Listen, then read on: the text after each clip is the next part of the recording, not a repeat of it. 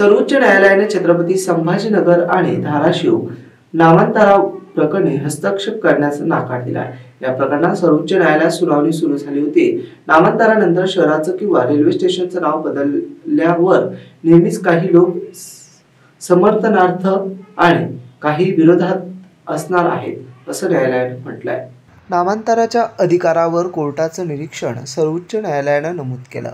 नाव देण्याचा आणि बदलण्याचा अधिकार कायद्यानं दिलाय।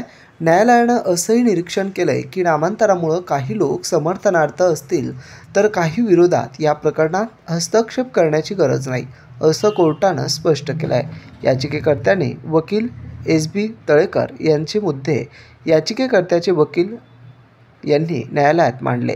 जेव्हा नाव बदललं जातं तेव्हा पूर्वी सूचना आणि हरकती मागवण्यासाठी अधिसूचना प्रसिद्ध केल्या जातात, परंतु औरंगाबाद प्रकरणी असं घडलेलं नाही आणि त्यांनी 1995 साली उस्मानाबाद आणि औरंगाबादचं नाव बदललं गेलं होतं तेव्हा सुप्रीम कोर्टानं याचिकावर सुनावणी घेतली असंही नमूद केलं। महाराष्ट्रातील नामांतर प्रकरणी सर्वोच्च न्यायालयानं याचिका फेटाळून लावली।